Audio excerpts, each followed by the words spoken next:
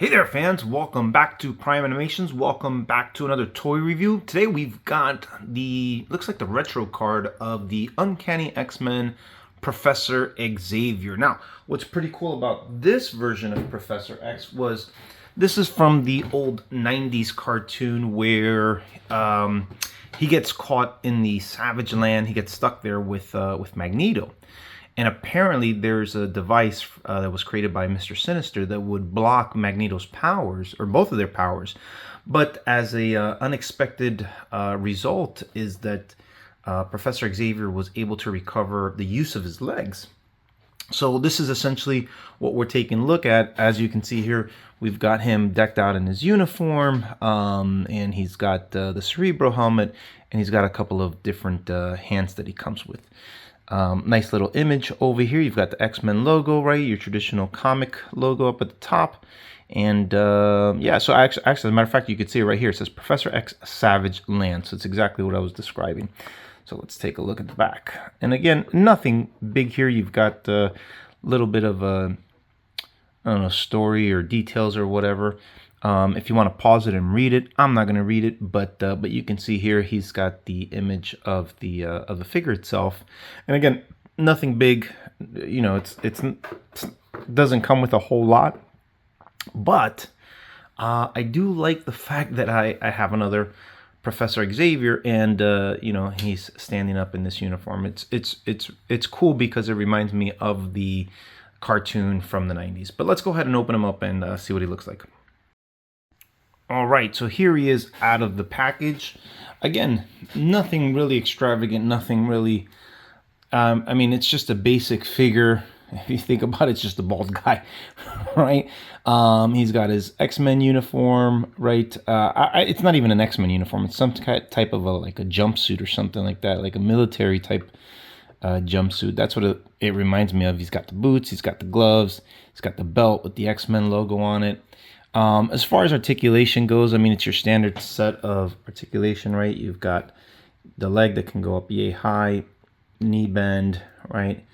No, doesn't have much. It has a slight, I don't think it's swiveling at the ankle. It does go up and down, but I don't feel like there's an ankle swivel here. If there is, it's very, very minute. You've got your waist.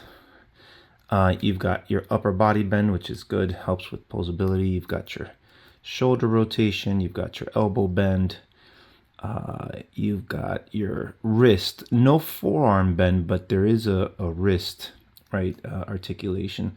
Neck, you can go around, make them look like that, go up about yay high, right? Overall, not bad. Your standard articulation, nothing major, right? So let's go ahead and let's get into some of the stuff that he comes with, right? All right, and here he is with all of his accessories. Again, not a whole lot of accessories. Let's do the hands, because we've got, those are the least interesting. We've got this hand semi-closed, in addition to the fist that he obviously comes with. You know, this could be used, looks like, to hold a gun, right? I'm going to bring it closer. So you can see right here, right, it's almost like he's got his finger on the trigger there. So this is more than likely a hand that you can, you know, put a weapon in there should you need to. He's got two of these, so it's both for right and left.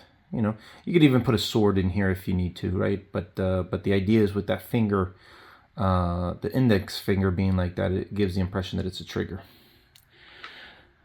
And then you've got this one right here. You know, this hand is, right, got two fingers up. So this is mainly like when he's touching his head and he's mimicking like he's using his psychic abilities. And then you've got his Cerebro helmet, right? This is pretty neat. Good helmet that he uses. It's a portable helmet, right? So this is the portable version of Cerebro, right? Not bad. I mean, it's got a nice shiny reflective color to it. It's almost like there's a little bit of gloss. It's a tiny amount, but it's enough to make it reflective, right? Which is pretty neat. So let's go ahead and put it on him. See how he looks. All right, there he is. Professor X is ready to do psychic battle. Again, not bad. Again, nothing huge about this figure. It's just something that I like to have in my collection just because I grew up watching that. And that was a pretty good run. That I remember that was in season 2, where like Mr. Sinister was like the main villain of that season, and he orchestrated this entire event where he was able to trick Magneto and Professor X into going to the Savage Land. So pretty neat. Let's take a look how compare him next to the Professor X that we got in the wheelchair just I think it was a year or two ago. Let's take a look. All right, and here he is next to wheelchair Professor X. So you can see here the difference is Professor X has a suit and tie, where this is more like he, again, is going on a safari. He's obviously going out in the wilderness. He's got some type of, I don't know, it's like an army jumpsuit. But if you look at, for instance, the Cerebro helmet, very, very different, two different sculpts. I'm going to bring this guy in closer so you guys can see that. Very different sculpt in comparison to the one that we're looking at. Even the head sculpt is different. I'm not sure what body was used here, but the head sculpt is different between the two Xaviers, which is interesting. I don't know why they would do that. Maybe to give it an updated version. Sometimes that happens, right? They come out with a new character that they've done before, but it's an updated version. So instead of using the old head sculpt, they'll use a new head sculpt, which is fine. I mean, I'm okay with that, obviously.